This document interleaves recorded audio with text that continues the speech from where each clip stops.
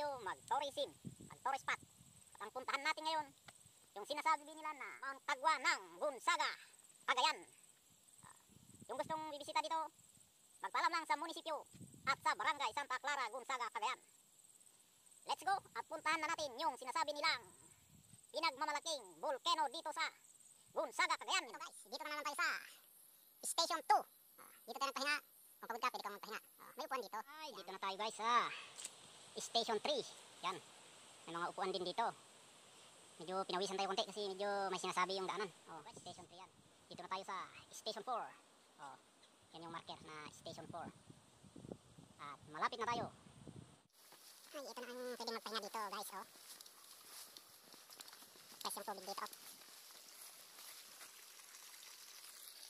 Yan, pwede kang matulog dito, magduyan-duyan.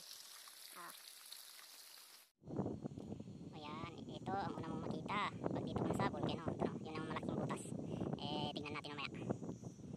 Ito, napalawak ko. Yan no. Doon, may butas naman doon. Okay.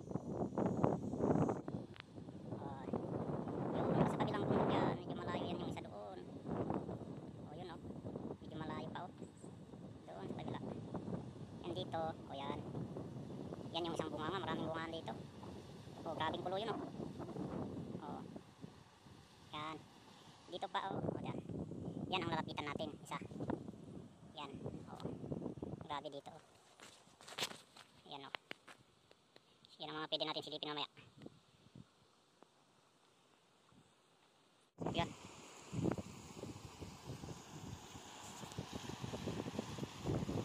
Yan grabe.